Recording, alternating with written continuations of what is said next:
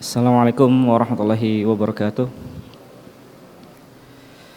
Alhamdulillah nahmaduhu wa nasta'inuhu wa nastaghfiruh wa natubu ilaihi wa na'udzu billahi min syururi anfusina wa min sayyiati a'malina. Man yahdihillahu fala mudhillalah wa man yudlilhu fala hadiyalah. Asyhadu an la ilaha illallah wahdahu la syarikalah wa asyhadu anna Muhammadan abduhu wa rasuluh la nabiyya wa la rasula ba'dah. Allahumma salli wa sallim wa barik wa zid wa anim ala nabika wa rasulika Muhammad wa ala alihi wa ashabi ajma'in. Qala Allah ta'ala fi kitabil karim wa qada rabbuka alla ta'budu illa iyyahu wa bil walidaini ihsana imma yablughanna 'indakal kibara ahaduhuma aw kilahuma fala taqul lahumā uffin wa la tanharhumā wa qul lahumā qawlan karīmā. Wakhfid lahuma janahadz dzulli minar rahmati wa qur rabbirhamhuma kama rabbayani shaghira. Alhamdulillah, puji syukur kepada Allah Subhanahu wa taala yang telah kembali menuntun langkah kita menuju mushola Al-Muhajirin dalam rangka taqarrub kepada Allah Subhanahu wa taala, mendekatkan diri kepada Allah Subhanahu wa taala di tengah hiruk-pikuk kehidupan dunia di sekeliling kita. Tetapi Allah Subhanahu wa taala masih memberikan taufik dan hidayahnya kepada kita, para jamaah sekalian, untuk bisa duduk talabul ilmi, belajar, mengkaji, mendekat kepada Allah, mengkaji Islam, menjadi pribadi yang selalu taat kepada Allah Subhanahu wa taala, selalu sabar di dalam menjalankan perintahnya, selalu istiqomah dalam melaksanakan segala perintahnya, bersyukur terhadap apa yang telah Allah berikan, limpahkan karunia kepada kita semua, dan qanaah terhadap limpahan rezeki tersebut. Baik, jamaah sekalian, alhamdulillah, pada kesempatan yang penuh dengan keberkahan ini insyaallah ta'ala kita akan melanjutkan pembahasan kita di kitab Al-Kabair, dosa besar yang ke-8 sekarang, yaitu mendurhakai orang tua, durhaka kepada orang tua. Tetapi sebelumnya sedikit kami sampaikan tentang istiqomah dan qanaah. Mengapa demikian? Karena istiqomah ini adalah cerminan daripada sikap sabar kita, dan qanaah ini adalah cerminan dari sikap syukur kita kepada Allah Ta'ala. Mengapa? Karena iman komposisinya adalah sabar dan syukur, dan sabar ini tercerminkan dalam sikap istiqomah, sedangkan syukur tercerminkan dalam sikap qanaah.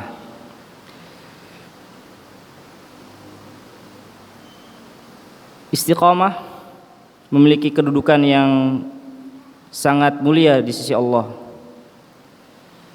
karena seorang mukmin cerminannya adalah dia sabar dan kemudian istiqomah. Ketika dia berusaha untuk sabar dalam menjalankan perintah Allah, sabar untuk tidak melakukan larangan Allah, dan sabar terhadap segala musibah yang menimpanya, maka hal itu tidak mungkin bisa terrealisasi tanpa adanya dukungan istiqomah. Jadi memang istiqomah ini penting dalam kehidupan kita, agar kita selalu berada pada level atau taraf keimanan yang semestinya. Perintah-perintah Allah butuh yang namanya kesabaran dan istiqomah dalam melaksanakannya. Begitupun juga dengan larangan-larangan Allah, dan juga musibah yang Allah timpakan kepada kita.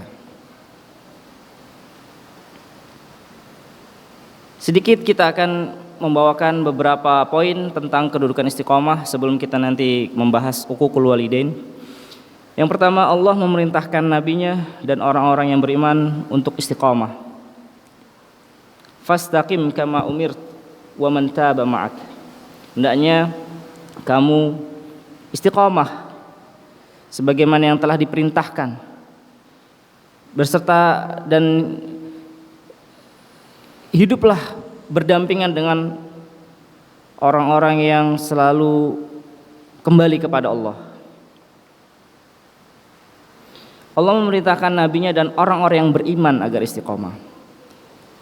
Jadi istiqamah ini bukan hal yang mudah, karena dia adalah cerminan daripada keimanan seseorang. Kemudian yang kedua, Allah merangkaikan istiqamah dengan dakwah. Falidzalika fad'u wastaqim kama umirt wa la tattabi' ahwa'ahum. Oleh karena itu, fad'u, dakwahlah kalian kepada orang-orang di sekitar kalian. Ajaklah manusia-manusia di sekitar kalian, makhluk-makhluk Allah, semua itu adalah makhluk Allah. Saudara-saudara kita, kerabat-kerabat kita, tetangga kita, semuanya. Ud'u, ajak dia, rangkul dia untuk apa? Untuk kembali kepada Allah. Setelah kita mengajak mereka untuk sholat, untuk zakat, untuk puasa, untuk haji dan sebagainya, maka jangan kemudian kita meninggalkan begitu saja. Tetapi butuh yang namanya pemupukan. Oleh karena itu dakwah itu tidak sekali dua kali, tapi terus. Nasihat itu selalu dan selalu, karena tegaknya agama ini karena nasihat. Oleh karena itu apa kata Allah? Wastaqim, dan istiqomahlah ketika kalian sudah mendakwahkan kepada kebaikan kepada setiap orang di sekitar kita, maka istiqomahlah. Dimulai dari diri kita untuk selalu istiqomah berdakwah, untuk selalu istiqomah menyebarkan kebaikan, untuk istiqomah melakukan perintah-perintah Allah dan menjauhi larangannya. Agar orang-orang yang kita dakwahkan itu merasa, Masya Allah, ternyata apa yang dia katakan sesuai dengan apa yang dia lakukan. Wala tattabi' ahwa'ahum, dan jangan sekalipun kamu mengikuti hawa nafsu mereka, manusia kebanyakan. Maksudnya di sini adalah ketika kita berdakwah, kita tidak perlu untuk ikut kemaksiatan yang dilakukan oleh orang-orang sekitar kita. Cara dakwah seperti ini adalah cara yang salah. Ketika kita mengingatkan orang tentang judi, apakah kita harus main judi dulu? Ya.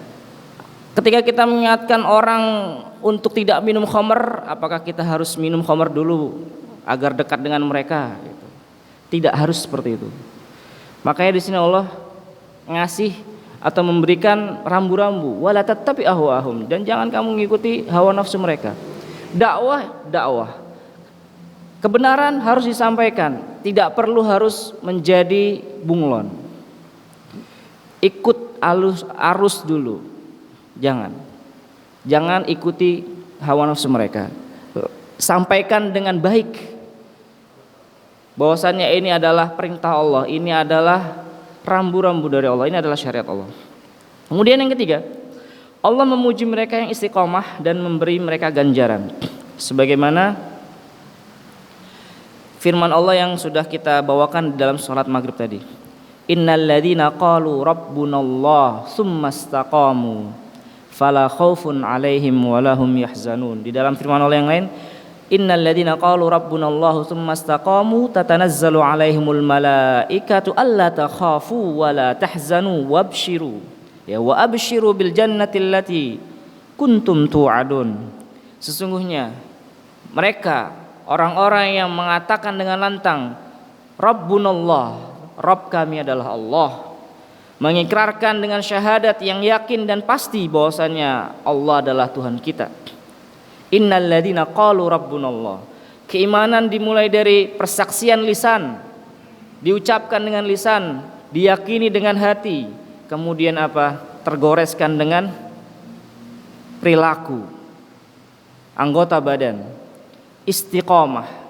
Inilah level selanjutnya daripada ucapan syahadat, pengakuan lisan dan hati terhadap keesaan Allah, harus terrealisasi ya, dengan adanya istiqomah, amal soleh. Apa ganjarannya? Tidak ada ketakutan bagi mereka. Fala khaufun alaihim walahum yahzanun, dan mereka tidak akan diliputi kesedihan. Jadi orang-orang yang hanya menggantungkan dirinya kepada Allah, istiqomah berada di jalannya, tidak syirik maksudnya, selalu beribadah hanya kepada Allah, tidak ada rasa takut. Tidak mungkin ada rasa takut dalam dirinya. Fala khaufun alaihim, jaminan dari Allah tidak ada rasa takut dan tidak ada rasa sedih. Apa yang harus kita sedihkan sementara hati kita hanya terpaut kepada Allah? Kita mengimani, meyakini bahwasanya Allah adalah Rabb kita, pemberi rizki, yang menghidupkan, mematikan. Jatah rizki sudah pasti, tidak perlu takut.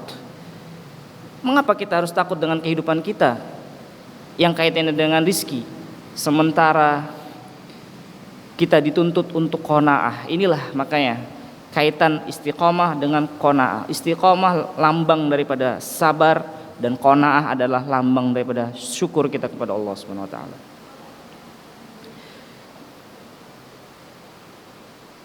Ganjarannya adalah al-jannah, surga bagi orang-orang yang istiqomah, berada di jalannya, melaksanakan perintahnya, menjauhi larangannya, tidak syirik kepada Allah.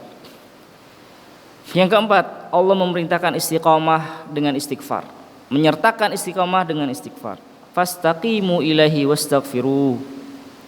Kedudukan istiqomah sangat penting, karena orang-orang yang istiqomah ini, atau orang manusia, terkadang berbuat kesalahan, wajar karena memang kita manusia. Kita diciptakan seperti ini, terbolak-balik hati.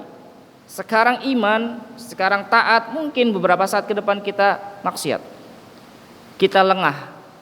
Makanya Allah mengingatkan, istaqimu ilaihi wastaghfiruh.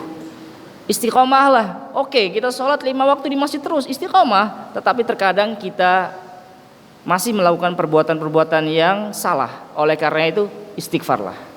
Tidak masalah. Selama kita meyakini bahwasannya ini adalah sebuah kesalahan, maka kita beristighfar, minta maaf kepada Allah, mengakui kesalahan kita, bahwasannya kita salah, dengan istighfar. Istaqimu ilaihi wastaghfiruh. Inilah yang dituntut oleh Allah dalam kehidupan kita, adalah istiqomah, dan jangan lupa dengan yang namanya istighfar. Setiap hari ya, kita berusaha untuk mengingatkan diri kita untuk banyak-banyak istighfar. Apalagi di hari-hari belakangan ini ya, di mana manusia kebanyakan melakukan perbuatan-perbuatan yang sia-sia. Tidak ada nilai ibadahnya sama sekali. Bahkan itu bisa mencoreng keimanan mereka. Tetapi alhamdulillah kita masih diberikan istiqomah oleh Allah Subhanahu wa taala. Dan kita ingatkan diri kita untuk memperbanyak istighfar, karena ini adalah sebuah perintah dari Allah. Baik, kita lanjutkan.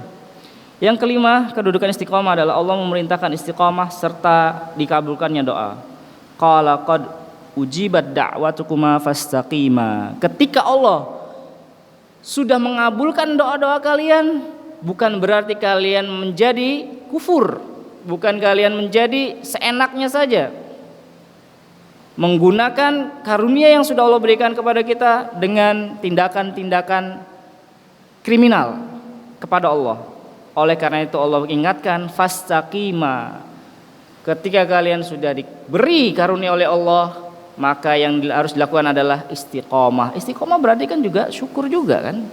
Dengan kita melakukan perintah Allah, sejatinya kita ini adalah bersyukur. Wujud dari syukur kita melakukan perintah Allah, saling berkaitan. Yang mengatakan bahwasanya komposisi iman ini adalah sabar dan syukur adalah Ibnu Mas'ud, sahabat Abdullah bin Mas'ud.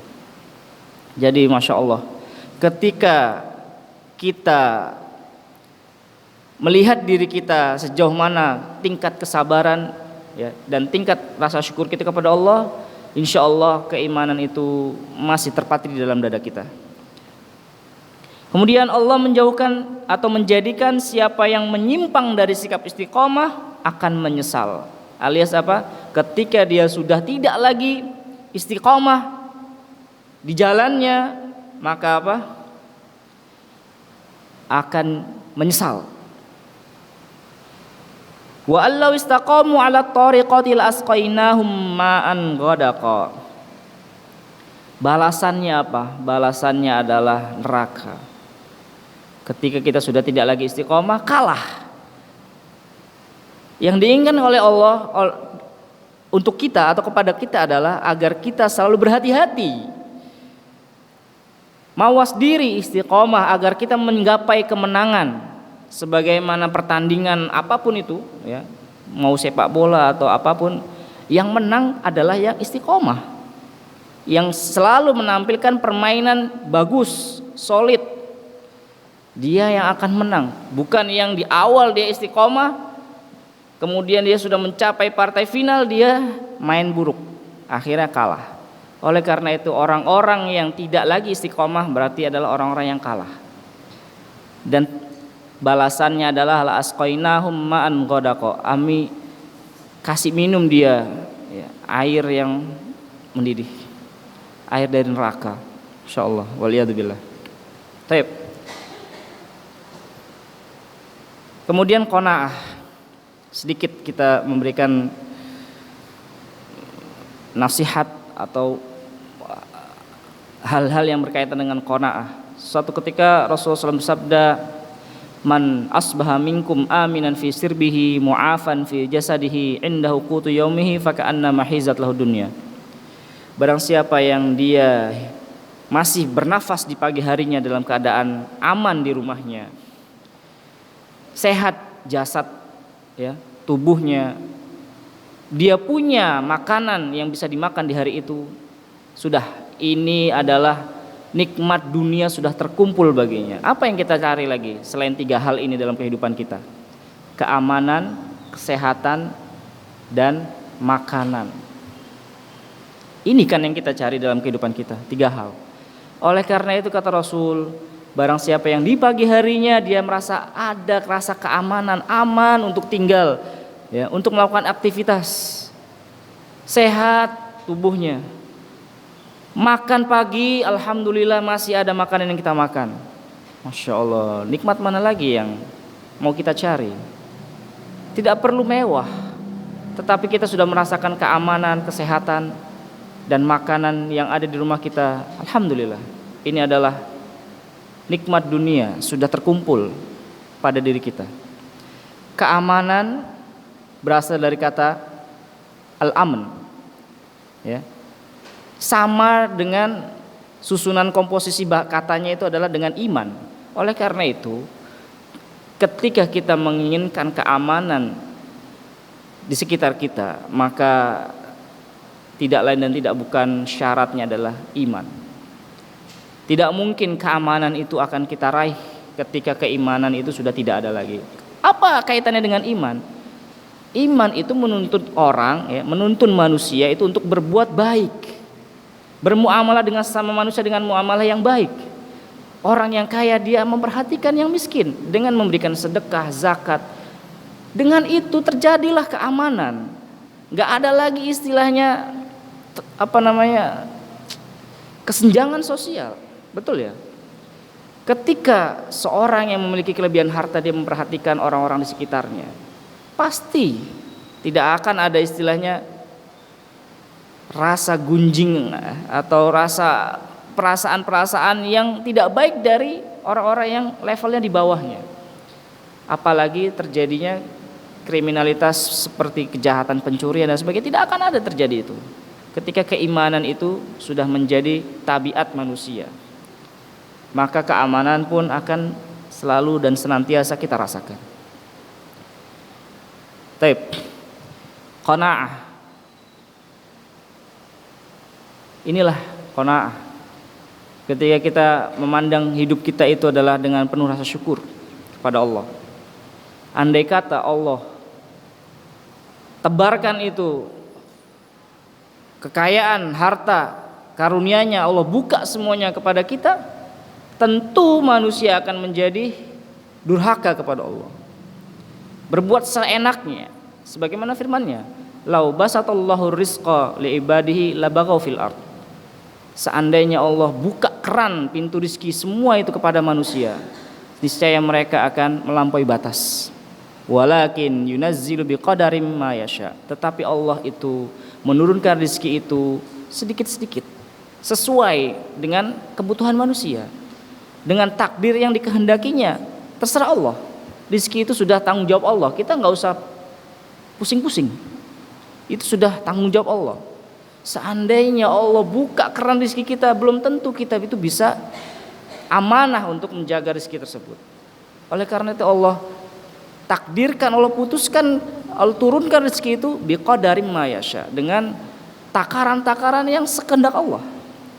Karena Allah lah yang paling tahu tentang kebutuhan manusia, hamba-hambanya. Innahu biibadihi khabirum basir. Sesungguhnya Allah itu terhadap hamba makhluknya, manusia itu khabirun basir, maha tahu dan maha melihat. Sudahlah, Allah itu melihat keluh kesah kita, mengetahui keluh kesah kita. Oleh karena itu ketika kita mungkin ditimpa kesusahan hidup, segera kita istighfar kepada Allah, kembali kepada Allah, meminta kepada Allah. Karena Allah maha mendengar, Allah maha melihat, mengetahui. Baik, kita masuk kepada inti pembahasan kita, dosa besar yang ke-8, uququl walidain. Allah Subhanahu wa taala berfirman, wa qadara rabbuka alla ta'budu illa iyyahu wa bil walidaini ihsana. Allah telah memutuskan satu perkara yang penting. Apa itu? Alla ta'budu illa iyyah. Sudah Allah kasih rambu-rambu, aturan hidup, undang-undang bahwasannya janganlah kalian wahai manusia semuanya itu menyembah kepada selain Allah, menyembah melainkan hanya kepadaku, kepada Allah. Dan apa? Wabil walidaini ihsana, dan berbuat baiklah kalian kepada kedua orang tuamu. Dari mana kita ini berasal? Dari mana kita bisa hidup? Dari mana kita bisa sampai usia seperti ini, melalui fase-fase kehidupan seperti ini, kalaulah tidak berkat perjuangan kasih sayang orang tua kita kepada kita. Tidak mungkin kita bisa menjadi seorang Muhammad, misal namanya Ahmad yang sekarang, kalaulah tidak karena pengorbanan dan jerih payah orang tuanya. Maksud daripada wabil walidaini ihsanan adalah birran bihima, berbakti kepada keduanya, syafaqah, kasih sayang kepada keduanya, dan lemah lembut kepada keduanya. Imma yablughanna indakal kibara ahaduhuma aw kilahuma fala taqul lahum uff. Jika kalian mendapati kehidupan orang tua kalian salah satu atau keduanya masuki masa senja mereka, ketika mereka sudah renta, jangan sekali-kali kalian mengatakan uff. Wala tanharhuma, dan jangan sekali-kali kalian menghardik mereka. Aila taqullahuma bitabarrum, janganlah kalian berlaku atau berkata-kata kasar kepada keduanya ketika mereka sudah renta, sudah tua. Sensitif sekali hati orang tua itu. Oleh karena itu di ayat ini Allah menjadikan dosa yang paling kecil, durhaka yang paling kecil kepada orang tua adalah dengan menyakiti perasaannya. Ini adalah level terendah daripada kita menyakiti. Kenapa? Karena orang tua itu perasaan sekali. Semakin tua semakin perasaan, semakin sensitif, apalagi dengan kata-kata. Mengapa? Karena kita merasa kita sedang berada di masa-masa kuat, masa-masa kejayaan. Orang tua kita sudah lemah. Oleh karena itu kita berani menyakiti, durhaka dengan kata-kata wa yanbaghi an tatawalla khidmatuhum ma tawalla ya min khidmatik, dan hendaknya seyogyanya kita berkhidmah kepada mereka berdua sebagaimana khidmah mereka kepada kita. Tetapi sayangnya sebesar apapun pengorbanan kita untuk orang tua kita, khidmah kita, pelayanan kita terhadap orang tua kita nggak mungkin bisa sama. Mereka telah mengorbankan, menanggung keluh kesahmu, menanggung deritamu Agar apa? Dalam rangka apa? Dalam rangka mereka mengharapkan kehidupanmu yang lebih bagus, lebih bahagia. Mereka berkorban untuk bekerja semaksimal mungkin agar apa? Agar kita sebagai anaknya itu bisa hidup lebih layak daripada mereka berdua, lebih bahagia daripada mereka berdua. Tetapi kita sebagai anak menanggung derita mereka berdua dalam rangka apa? Mengharapkan kematiannya. Karena ketika kita menanggung kehidupan mereka, mereka sudah dalam keadaan tua.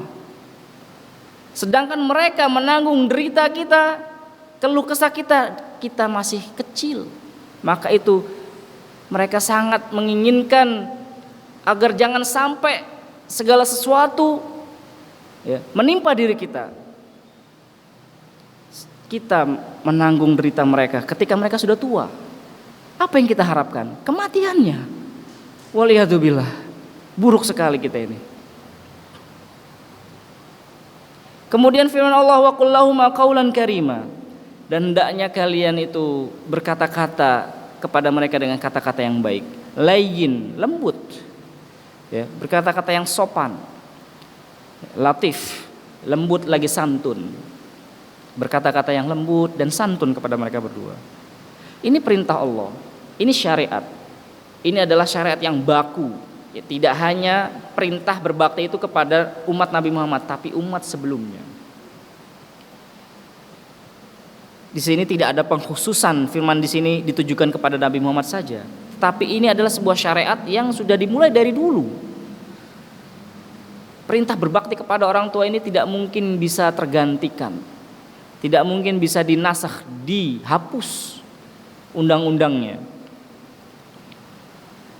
Wakhfid lahuma janahadzulli minar rahmah, di dalam firman Allah yang lain. Hendaknya kalian merendahkan diri. Jangan menaikkan bahu kalian, merasa di atas, merasa lebih kuat daripada orang tua kalian. Rendahkanlah diri kalian di hadapan mereka berdua dengan pandangan kasih sayang. Dan doakanlah kepada kedua orang tua kalian. Wa qur rabbirhamhuma, ya Rabb, kasihanilah mereka berdua kama rabbayani shaghira, sebagaimana mereka berdua telah mendidik kami, memberikan kasih sayangnya kepada kami, mencurahkan segenap hidup dan matinya kepada kami. Maka kasihanilah mereka ya Allah, kasihilah mereka, limpahkanlah kasih sayangmu kepada mereka berdua. Anishkurli wa liwalidayka ilayyal masir. Firman Allah ini sangat penting, harus kita cermati. Di sini Allah berfirman, anishkurli ilayya, anishkurli wa liwalidayka. Hendaknya kalian tuh bersyukur kepadaku dan juga bersyukur kepada kedua orang tuamu. Perintah syukur di sini Allah sandingkan juga dengan syukur kepada orang tua. Ketika betapapun taatnya kita, betapapun kita sudah bisa bersyukur kepada Allah, tapi kita tidak bisa mensyukuri nikmat orang tua kita, tidak diterima. Karena ayat ini bersanding mesra. Perintah syukur kepada Allah bersanding mesra dengan syukur kepada orang tua. Oleh karena itu Allah berfirman, anishkurli, hendaknya kalian itu bersyukur kepadaku, wali walidayka, dan juga kepada kedua orang tuamu. Sungguhnya kalian nanti akan kembali kepadaku, kata Allah. Lihatlah, fangdur rahimakallah, kaifa qarna syukruhuma bisyukrihi. Bagaimana Allah menyandingkan perintah syukur kepadanya dengan perintah syukur kepada kedua orang tua. Berkata Ibnu Abbas, salasu ayatin makrunatun bisalas, 3 ayat yang bersanding mesra dengan penyertanya. Yang pertama, kenapa ada 3 ayat yang bersandingan terus, tidak akan diterima ketika salah satunya tidak dilakukan, gitu. Seperti yang pertama firman Allah, ati Allah wa atiur Rasul, taat kepada Allah dan taat kepada Rasul. Maka ketika kita sudah taat kepada Allah tapi kita menyelisih sunnahnya, tidak taat kepada Rasul, sama aja. Ini nonsen. Jadi ketaatan kita kepada Allah tidak akan membuahkan hasil, tidak akan diterima kalau kita juga tidak taat kepada Rasul. Oleh karena itu, ibadah kita itu akan diterima ketika ya mengandung dua unsur, yaitu unsur ketaatan kepada Allah dan unsur ketaatan kepada Rasul, yaitu apa? Ikhlas dan ittiba Rasul. Kalau kita mau beribadah dan ibadah kita diterima, maka ibadah kita itu mengandung unsur taat kepada Allah dan unsur taat kepada Rasul. Kemudian yang kedua, aqimus shalah atuz zakah. Dirikanlah sholat, tunaikan zakat. Orang yang sholatnya khusyuk, dia banyak melakukan sholat, semua sholat dikerjakan, yang fardu, yang nafilahnya semua dikerjakan, tapi nggak bayar zakat. Ente muslim, hah? Ente muslim, kok nggak bayar zakat? Hubungan kepada Allah juga harus diikuti dengan hubungan kepada sesama manusia. Ini perintah. Maka itu barang siapa yang sholat dan tidak menunaikan zakat, tidak diterima sholatnya. Nggak ada artinya. Bangunan Islam itu dibangun atas 5 pondasi, kok ente mengabaikan pondasi yang namanya zakat, ya kan? Terus firman Allah yang ketiga ini yang saling bersandingan, ya, ada penyertanya adalah anishkurli wali walidaika. Hendaknya kalian itu bersyukur kepadaku dan juga syukur kepada orang tua. Jadi syukur kepada orang tua ini bersanding dengan syukur kepada Allah. Tetapi yang perlu diingat juga, proses insya Allah lah, ketika kita sudah berusaha untuk atau bisa bersyukur atau mensyukur nikmat Allah, insya Allah kita juga akan ingat kemudian kita bawa firman ini dalam kehidupan kita. Oh, Allah juga perintahkan untuk mensyukuri nikmat orang tua. Karena di luar sana juga ada ya orang yang benar-benar dia ahli ibadah, dia adalah mungkin seorang yang terpandang, kata-katanya didengarkan, dia adalah seorang alim. Tapi sayangnya ahli ibadah, tapi sayangnya dia menyakiti, melukai orang tuanya. Seperti kisah Alqamah yang akan kita bacakan insyaallah di akhir pembahasan ini. Kisah Alqamah yang dia mau meninggal tapi susah sekali untuk melafatkan la ilaha illallah. Pernah dengar mungkin kita. Oke, kita lanjut. Rasulullah SAW bersabda, ridallah fi ridal walidain wa suqtullah fi suqtil walidain. Ridha Allah itu terletak di ridha orang tua. Ini sering kita dengar. Dan murka Allah terletak di murka orang tua. Ini orang tuanya murka ya, Alqamah ya. Orang tuanya Alqamah, ibunya murka terhadap Alqamah, Allah pun murka jadinya. Mulutnya keluh ya, nggak bisa untuk mengucapkan talqin itu, ditalqin nggak bisa lagi. Masya Allah. Dari Ibnu Umar radhiyallahu anhu maqal ja'a rajulun yasta'din Nabi sallallahu alaihi wasallam fil jihad ma'ahu faqala Nabi sallallahu alaihi wasallam ahayyun walida qala na'am qala fa fihi ma fajahid. Masyaallah. Seorang datang menghadap kepada Rasulullah sallallahu alaihi wasallam untuk minta izin ikut jihad bersama Nabi. Tapi Nabi tahu kondisi fulan ini. Berarti seorang pemimpin itu dia harus tahu tentang kondisi orang-orang yang ada di sekitarnya. Ini adalah tipikal seorang pemimpin sejati. Nabi tahu. Ketika dia minta izin, dia tahu sejatinya dia ini lagi butuh. Dia ini tidak seperti yang diinginkan. Dia mengharapkan bisa ikut jihad kan, tetapi di sini Rasul berkata apa? Ahayyun walidak. Orang tua ente masih hidup. Ya. Kemudian kata orang ini, ya masih hidup. Maka Rasulullah menyarankan, ya, memberikan nasihat kepada orang ini, fajahid, ya, fafihi ma fajahid. Kalau kamu ingin berjihad, ya, berjihadlah dalam rangka berbakti kepada kedua orang tuamu. Senangkanlah hatinya. Jangan sampai engkau melukai hatinya dengan engkau berjihad, tetapi engkau tidak mendapat restu dari orang tuamu. Mungkin orang tuamu masih sangat butuh terhadap pelayananmu. Insyaallah.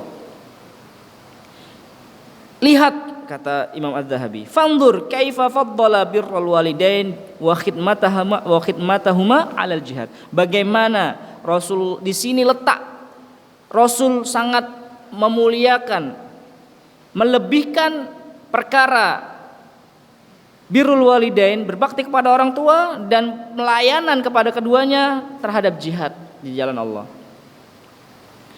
Di dalam Sahihain, Imam Bukhari dan Muslim juga meriwayatkan bahwasanya Rasulullah SAW bersabda, ala unabbiukum bi akbaril kabair, atau di riwayat yang lain, ala ukhbirukum, apa kamu mau tak kasih tahu tentang pokok di antara pokok dosa besar yang paling besar, bi akbaril kabair, al isyraku billah wa uququl walidain. Dosa besar yang paling besar adalah syirik kepada Allah. Kemudian setelahnya apa? Uququl walidain, durhaka kepada orang tua. Insyaallah. Fangzur, lihat, kaifa qaranal isaah ilaihima wa adamil bir wal ihsan bil isyrak. Bagaimana Rasul menyandingkan berbuat buruk kepada keduanya, tidak berbakti kepada keduanya, tidak berbuat baik kepada keduanya dengan syirik.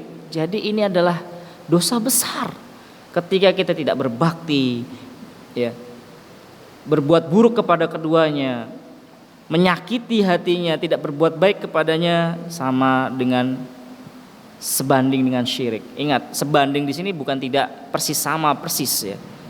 Mirip itu atau Allah bandingkan itu tidak 100%. Dosa syirik tetap yang paling besar karena memang urutannya pertama. Tapi lihat urutan berikutnya. Berarti level dia itu di bawah syirik satu step. Tangganya di bawah satu berarti kan.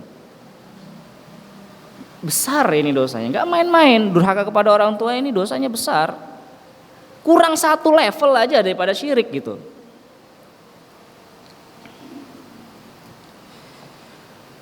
Dan di dalam riwayat Imam Bukhari dan Muslim juga bahwasanya Rasulullah SAW bersabda, la yadkhul jannah akun wala mannan wala mudminu khamrin.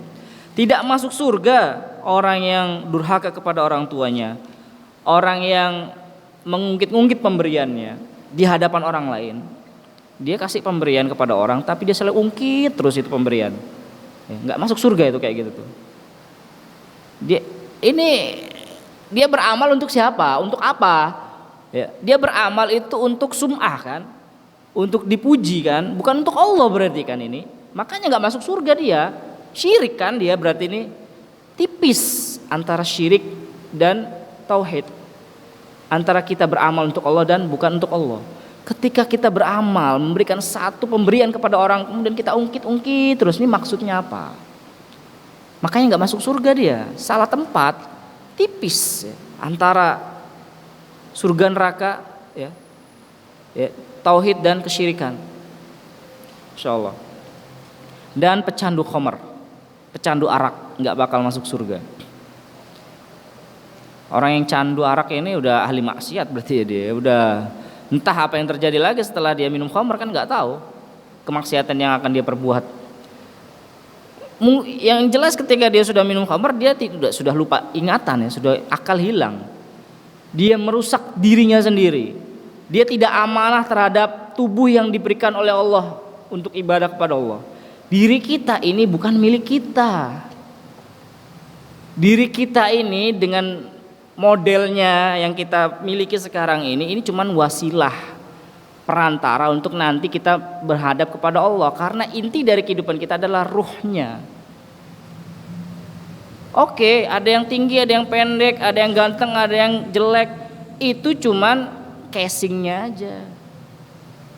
Intinya sama. Ini minuman ya kan, 250 cc, bentuknya mewah kan. Taruh di sini kan sama nih, 250 cc juga kan. Tinggi, pendek, ganteng, jelek, sama aja. Apa yang mau kita banggakan dari diri kita yang tinggi, yang ganteng? Sama-sama 250 cc intinya. Mewah, nggak mewah. Jadi ketika orang sudah candu arak ini, dia telah merusak dirinya. Dan ini titipan. Makanya ketika anak itu kadang geli ya, atau merasa gimana gitu ketika ada orang yang mengatakan jual diri. Wah, enak aja dia bilang jual diri. Diri ente bukan milik ente, kok ente jual? Boleh nggak sih kita menjual sesuatu yang bukan milik kita? Ini HP punya anak, tiba-tiba ada yang datang ngambil dijual. Lah, ngapain ente kok ngambil HP anak kok ente jual gitu? bukan miliknya kok ente jual. Jadi bahasa menjual diri ini aduh sangat kasar ya. Gak layak gitu loh. Kasihan orang-orang yang seperti itu gitu. Kasih tahu ya, Mbak, Mas, diri Anda itu bukan milik Anda. Cuma titipan aja kok. Sebentar Anda berada di tubuh ini, berada di tubuh ini. Kenapa? Nanti kan kalau sudah di neraka atau di surga, casingnya sama semua, nggak ada yang beda gitu. Nggak ada yang merasa paling ganteng, paling tinggi, nggak ada. Di neraka pun sama. Bentuk casingnya manusia penghuni neraka itu sama semua dan ahli surga juga sama semua. Jadi nggak usah minder lah ya. Nggak usah berbangga hati kita yang tinggi, yang ganteng. Sama-sama 250 cc. Ya, nggak ada bedanya. Tep, kita lanjut. Dan Rasulullah SAW bersabda, "Lau alimallahu syai'an adna minal ufi lanaha anhu." Seandainya Allah tahu ini, tapi hadisnya dhaif ya, tapi kita baca saja karena di dalamnya ada satu periwayat yang dia tuh pendusta, tapi nggak apa-apa kita baca aja. Seandainya Allah tahu ada bentuk durhaka yang paling rendah lagi di bawah kata-kata maka niscaya Allah pun juga akan larang gitu. Lanjutan hadisnya, tapi ini hadisnya dhaif. Falyamal udahlah sekendak hatilah sana berbuat orang-orang yang durhaka kepada orang tuanya apa-apa yang dia ingin lakukan gitu ya. Karena apa? Karena dia nggak akan masuk surga. Sama juga dengan orang-orang yang berbakti kepada orang tuanya, berbuatlah sesuka hati. Tapi kan ini kan jadi rancu ya. Mentang-mentang sudah berbakti kepada orang tua, kemudian dia maksiat yang lain gitu ya. Jangan ya kan. Makanya hadis ini dhaif gitu loh. Makanya hendaklah berbuat sesuka hati, sekendak hati orang-orang yang sudah berbuat baik, berbakti kepada orang tuanya, berbuat sekendak hati sana apa aja yang mau kamu lakukan karena kamu akan masuk surga atau karena kamu tidak akan masuk neraka. Ya. Kayaknya sih enak kalau dibaca awal-awal gitu, tapi rancu jadinya. Nggak mungkin Rasul ngomong kayak gini kan, nggak apa-apa lah. Ini hadis dhaif tapi kita ambil ibrohnya aja. Kenapa? Karena di sini ada unsur apa? Menakut-nakuti, ya. Menakut-nakuti orang yang durhaka kepada orang tua dan unsur memberikan reward bagi orang yang berbuat baik atau berbakti kepada orang tuanya. Kemudian Rasulullah SAW juga bersabda, la'anallahul 'aq liwalidayhi. Allah melaknat orang-orang yang durhaka kepada kedua orang tuanya. Dan di dalam riwayat yang lain, la'anallahu man sabba abahu, la'anallahu man sabba ummahu. Allah melaknat orang yang mencela, mencaci maki orang tuanya, bapaknya ataupun ibunya sama. Allah melaknat orang-orang seperti itu. Kemudian Rasulullah SAW bersabda, kullu dzunub yuakhirullah minha ma syaa ila yaumil qiyamah illa uququl walidain. Setiap dosa itu Allah akhirkan hukumannya sampai terserah Allah, nggak segera gitu loh. Entah mungkin bisa 1 hari yang akan datang, 2 hari, 3 hari. Pokoknya setiap dosa yang kita perbuat itu masih ada penangguhannya, hukumannya, kecuali durhaka kepada orang tua. Jadi gini, ketika kita mengalami musibah dalam kehidupan kita, ya, jangan langsung kita mencari pelampiasan ke orang lain. Lihat diri kita nih, mungkin 1 jam yang lalu, 5 menit yang lalu, 1 hari yang lalu, 2 hari yang lalu kita melakukan maksiat kepada Allah, sehingga Allah hukum kita. Mungkin hal yang sepele kayak misalnya tiba-tiba kita kepleset, ya kan? Tiba-tiba ban motor kita pecah, tiba-tiba kita naik motor serempetan, naik mobil serempetan, apapun. Mungkin itu akibat dari dosa yang kita lakukan. Tiba-tiba truknya ya, nyungsep ke sawah gitu ya. Mungkin dia sebelumnya telah melakukan penyungsepan diri gitu ya, nggak tahu lah. Ya. Atau kemaksiatan yang dilakukan. Waliyadzubillah. Makanya truknya nyungsep gitu ya. Mobilnya nyungsep, apapun lah. Kita lihat diri kita. Tapi tidak dengan durhaka kepada orang tua. Karena ketika kita durhaka kepada orang tua, langsung kontan bayarannya, langsung hukumannya itu saat itu juga.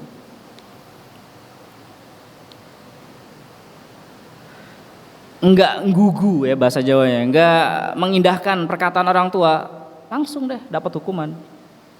Dibilang jangan pergi ya udah, motornya serempetan deh ya kan, nabrak deh. Dibilang nggak usah keluar ya kan, malam pergantian tahun tuh nggak usah keluar, di rumah aja ya kan, ngapain keluar ya kan. Oh, anaknya nekat keluar, semprit polisi, tilang deh ya kan, nggak pakai helm, nggak pakai STNK, di sweeping deh sama ormas karena dia melakukan perbuatan yang nono ya, yang tidak. Oke, kita lanjut lagi. Hukuman di dunia itu akan segera dirasakan bagi orang yang tidak mengindahkan orang tuanya, tidak mendengarkan kata-kata orang tuanya, durhaka kepada orang tuanya. Berkata Ka'ab al-Ahbar rahimahullah, innallaha la yu'ajjil halakal 'abd idza kana 'aqan liwalidayhi. Sungguhnya Allah akan menyegerakan kebinasaan seorang hamba yang dia durhaka kepada orang tuanya, agar dia segera merasakan azab, hukuman itu segera dia rasakan sebelum hukuman yang lainnya menanti nanti. Dan sesungguhnya Allah akan menambah umur seorang hamba jika dia baron biwalidayhi, dia berbakti kepada kedua orang tuanya, dengan penambahan umur yang penuh dengan keberkahan.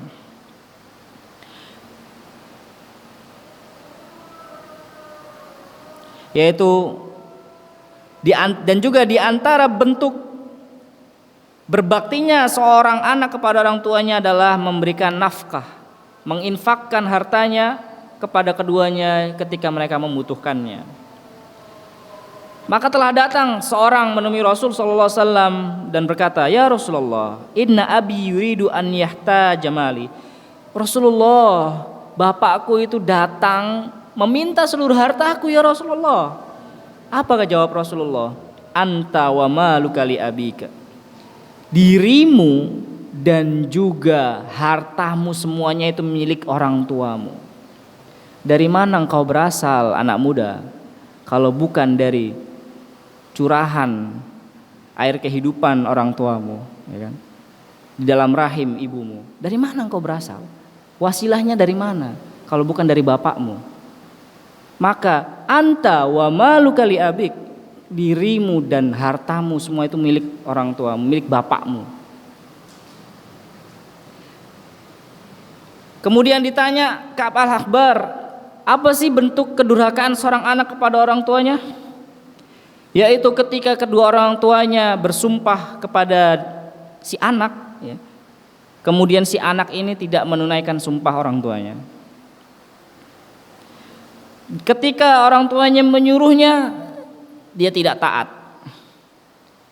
Ketika kedua orang tuanya meminta bantuan kita sebagai anak, maka kita tidak taat, kita tidak memberinya, tidak kita kasih orang tua kita ketika mereka butuh kepada kita.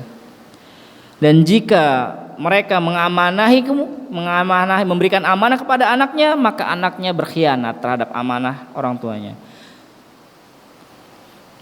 Kita mungkin sebagai orang tua atau kita yang sebagai anak yang dulunya mungkin pernah sekolah, pasti kita kan sekolah SD, mungkin kita belum terlalu mengindahkan ya amanah orang tua berupa uang jajan yang paling simpel ya.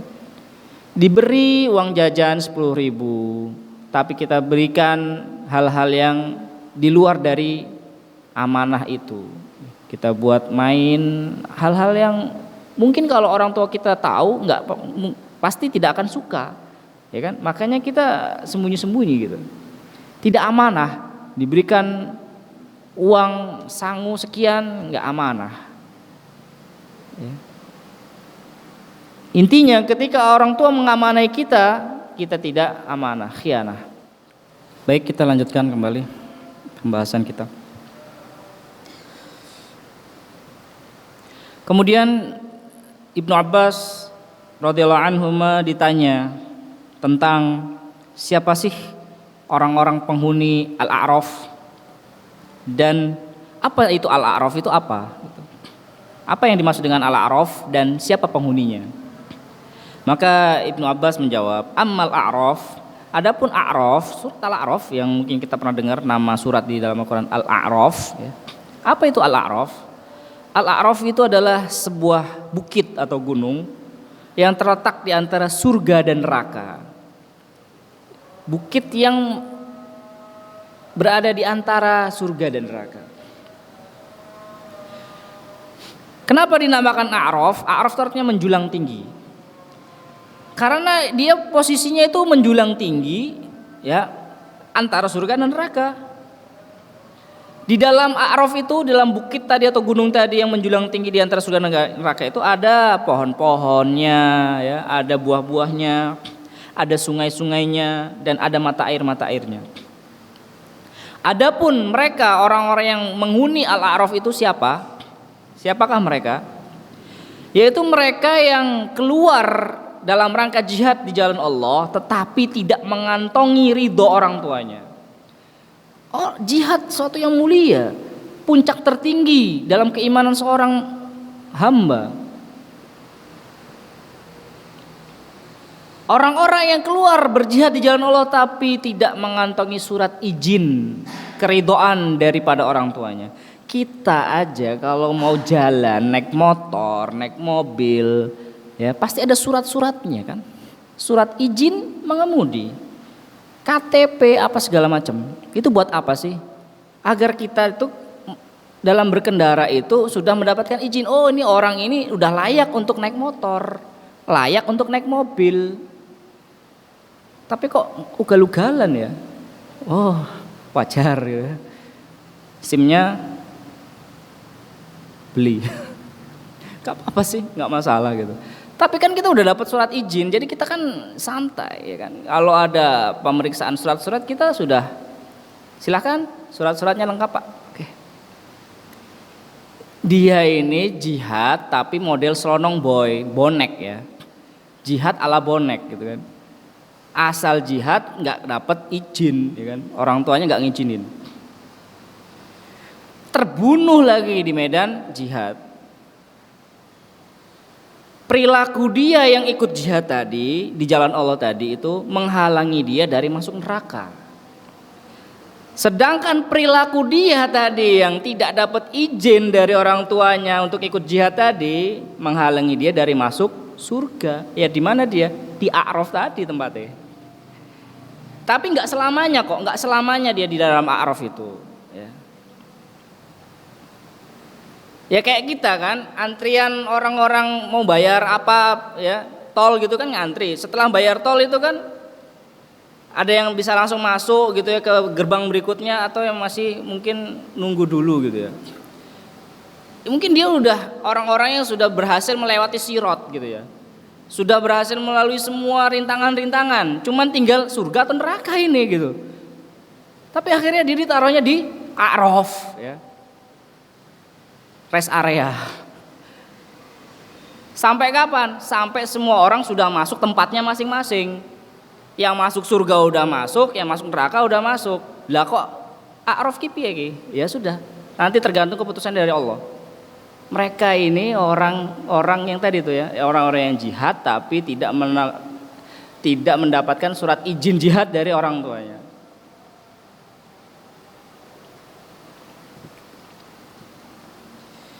Kemudian dalam Sahihain Rasulullah SAW bersabda, "Anna rajulan ja'a," seorang menghadap menemui Rasulullah SAW ya, ja'a Rasulullah SAW, faqala ya Rasulullah man ahaqqun nas minni bihusni as-suhbah. Bihusni sahabah dalam riwayat yang lain. Ya Rasulullah, siapakah manusia yang paling berhak untuk aku berikan pelayanan terbaik ya, yang layak aku berikan untuk aku berbuat baik kepadanya ya, muamalah yang baik aku selalu aku layani gitu. Kata Rasul apa? Ummuk, orang yang paling berhak untuk kamu berikan kebaikan dirimu adalah ibumu. Kemudian siapa lagi Rasulullah? Ibu lagi. Ini sudah sangat familiar di telinga kita. Ketiga kali nanya lagi, siapa lagi Rasul? Ibumu lagi. Yang keempat nanya, kemudian siapa lagi Rasul? Bapakmu, summal akrab fal akrab, kemudian kerabatmu yang terdekat, dan begitulah seterusnya.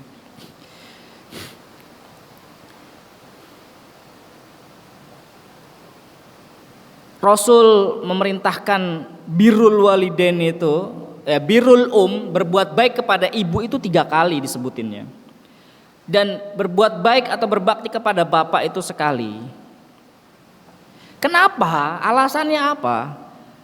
Karena perhatiannya seorang ibu itu, kasih sayangnya itu lebih daripada bapak, dan itu terbukti, ya kan? Siapa yang paling pertama ngambil langkah 1000 lari untuk menolong anaknya? Sama-sama tidur gitu ya. Wah, ibunya langsung cekatan kan? Iyalah, orang ibunya tidur sebelahnya. Bapaknya mungkin nggak tahu di mana. Tapi memang orang ibu itu rasa perhatian dan kasih sayangnya itu lebih besar daripada seorang ayah. Dan juga berkaitan dengan apa? Kenapa ibu ini harus kita dahulukan 3 kali rasa bakti kita daripada bapak? Karena dia yang sudah hamil, ya kan? Dia yang melalui proses hamil itu nggak mudah ya. Yang sudah berkeluarga pasti tahu lah gimana istrinya itu ketika hamil, lagi kontraksi, ya kan? Kelahiran, masa menyusui, pengasuhan, itu nggak akan mudah untuk tidur. Pasti dia akan selalu terjaga. Demi apa? Demi anaknya.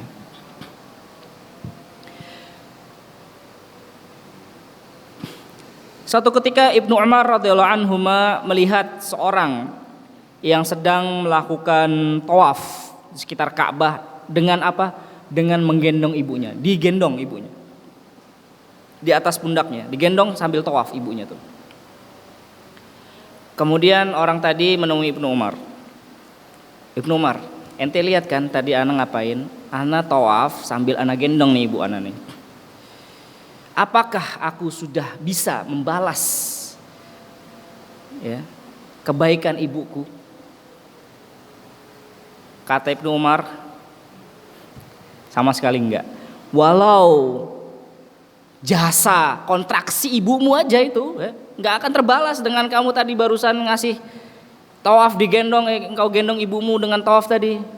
Itu kontraksi dia waktu melahirkan itu nggak akan terbalas sudah. Insyaallah. Tetapi kamu sudah melakukan perbuatan baik, engkau sudah melakukan perbuatan baik, dan insya Allah Allah akan membalas sesuatu yang sedikit tadi, yang kecil tadi dengan sesuatu yang besar. Berarti nggak ada apa-apanya yang dilakukan dari itu. Bagaimana payahnya orang kita lagi umroh aja tawaf dengan nggak usah ngapa-ngapain lah ya. Kita bawa badan kita sendiri aja udah susah gitu kan. Waktu tawaf desak-desakan, sa'i dan sebagainya. Ditambah lagi nih sambil gendong ibunya. Ya mungkin waktu zaman dulu tidak seperti sekarang ya. Sekarang wah rame banget itu ya. Apalagi orang umroh di akhir tahun dan awal tahun mesti rame banget.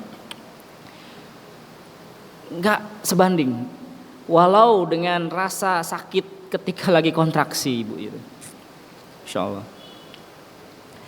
Dari Abu Hurairah radhiyallahu anhu qala Rasulullah sallallahu alaihi wasallam arba'atun nafarin haqqun 'alallahi alla yudkhilumul janna wa la yudhiquhum na'imaha. Hadis sahih. Ada 4 orang yang hak ya, bagi dia Allah tidak memasukkan ke dalam surga ya. Dia berhak untuk tidak masuk surga dan berhak untuk tidak bisa menikmati nikmat rasa dari surga itu, kenikmatan surga. Siapa mereka? Mudminu khamrin, pecandu arak. Akilur riba, orang yang makan riba. Akilu malil yatim, orang yang memakan harta anak yatim secara zalim ya, secara zalim. Wal aqli walidayhi illa an yatubu, dan yang keempat, orang yang berhak untuk tidak masuk surga adalah orang-orang yang durhaka kepada kedua orang tuanya kecuali atau sampai mereka semua bertaubat. Kalau mau masuk surga, taubat. Dan dalam riwayat yang lain, ini hadis atau kata-kata ini mungkin sering kita dengar di telinga kita, ya, al jannatu tahta aqdamil ummahat, ya. Surga itu berada di bawah telapak kaki ibu. Tapi sayangnya ini adalah lemah. Tidak ada asal usulnya. Dari mana ini? Bukan hadis ini, ya. Ini cuman kata-kata yang masyhur saja, tapi bukan hadis. Kalaupun hadis, redaksinya nggak gini. Azimha fa innal jannah inda aqdamiha. Tapi wallah alam ini juga hadisnya ada sepotong sekelumit kalimat gitu, ya. Azimha, muliakanlah ibumu. Fa innal jannah, sungguhnya surga itu inda aqdamiha, berada di bawah kakinya. Kalau yang al jannatu tahda aqdamil ummahat, ini adalah kata-kata aja, bukan hadis, ya. Jadi kalau ada orang yang bilang Rasulullah SAW bersabda al jannatu tahda aqdamil ummahat, mas, bukan hadis. Ini cuman kata-kata aja, ya, kata-kata bijak yang tidak ada asal usulnya. Kalau mau disematkan ini adalah sebuah hadis, ya, bukan hadis. Wajah rajulun la'ai Abi Darda radhiyallahu anhu faqala, seorang juga datang menemui Abu Darda dan dia berkata, wahai Abu Darda, aku telah menikahi istri, ya, menikahi seorang perempuan, dan ibuku menyuruhku untuk menceraikan istriku tadi. Minta pendapat, ya. Aku telah nikah nih sama perempuan, tapi kok ibuku minta aku suruh cerai dengan istriku tadi. Apa kata Abu Darda? Sami itu Rasulullah SAW yaqul, aku telah mendengar Rasulullah SAW bersabda. Hadisnya sahih, ya. Berkata Imam Albani sahih. Al-walid awsatu abwabil jannah. Orang tua itu adalah pintu surga yang tengah. Kalau kamu mau fa in syi'ta fa'adhi', kalau kamu mau kamu hilangkan aja itu pintu surga yang tengah-tengah itu. Ya, pintunya dzalikal bab au ihfadhu, atau kamu jaga. Jadi ini kita ini sebenarnya udah dapat tiket ke dalam masuk surga melalui pintu tengah-tengahnya surga, yaitu dalam wujud apa? Bakti kita kepada orang tua. Kalau kita taat, ya silahkan masuk melalui pintu surga yang tengah. Kalau tidak taat atau kamu mau menghilangkan, ya silahkan aja. Alias ketika kamu atau ketika kita sebagai anak tidak mengindahkan atau mengabaikan kata-kata orang tua kita. Sudahlah, kalau memang ibu atau ayah sudah bilang kayak gitu, nggak mungkin dia asal ngomong, ya. Ingat murka Allah. Kalau kamu mau mendapatkan keridhaan orang tua, ya udah ceraiin aja istrimu itu tadi. Kalau kamu mau bertahan atau mempertahankan dia, silahkan. Apa yang terjadi berikutnya nggak tahu, gitu, ya. Mungkin aja keburukan dan keburukan akan menghampiri dia, ya. Kemudian Rasulullah SAW bersabda, salah sudah awatin mustajabat, 3 doa yang pasti mustajab, la syakka fihinna, enggak ada keraguan lagi. Pernah dengar, ya? Da'watul mazlum, doanya orang-orang yang terzolimi. Da'watul musafir, doanya orang-orang yang lagi safar. Dan da'watul walid ala waladihi, dan doanya orang tua kepada anaknya. Rasulullah SAW bersabda, al-khalah bimanzilatil ya, Sahih Bukhari. Adik ibu atau bibi, adik kandungnya ibu, itu sama dengan ibu kita. Dalam hal apa? Dalam hal kita berbuat baik juga, berbakti kepadanya, memuliakannya, menyambung tali silaturahim kepadanya, dan berbuat ihsan kepadanya. Jadi walaupun, ya, kita mungkin tidak sependapat dengan bibi kita, adik ibu atau kakaknya ibu yang perempuan, tetapi jangan sampai kita meninggalkan perintah ini, ya. Mengabaikan perintah yang berupa berbuat baik, berbakti kepada bibi kita juga, bude kita dan sebagainya. Yang penting dia itu adalah masih sedarah, ya, dengan ibu kita, kakak atau adiknya. Dan dari Wahab bin Munabbih qala innallaha ta'ala wahai ila Musa salawatullah salamu alaihi ya Musa waqir walidaik. Allah mewahyukan kepada Musa, memerintahkan kepada Musa, berarti perintah birrul walidain ini sudah perintah baku yang sudah lama sejak awal penciptaan manusia. Ya bagaimana enggak manusia mengalami perkembangbiakan ya kan? Wajar, sudah seharusnya sebagai anak kita berbakti kepada orang tua kita. Muliakan kedua orang tuamu. Barang siapa jika engkau atau barang siapa yang memuliakan kedua orang tuanya, aku panjangkan umurnya dan aku karuniakan anak yang juga berbakti kepada orang tuanya. Tetapi jika kamu tidak memuliakan orang tuamu, durhaka kepada orang tuamu, umurmu pendek. Ya kan? Umurmu pendek. Dan aku karuniakan kata Allah anak yang juga durhaka, turun temurun durhaka terus, jadi udah pangkalnya siapa sih? Harus dipotong tuh siklus kayak gitu. Kok bisa umurnya pendek? Siapa tahu ibunya atau bapaknya yang kesel sama anaknya, udah mati aja itu bocah ya kan? Siapa tahu keluar kata-kata itu dan itu menjadi aminnya malaikat, ya matilah dia. Pendek kan umurnya jadinya. Makanya segala sesuatu itu kita minta ridho sama orang tua. Pak, Ibu, saya mau ngelamar kerja.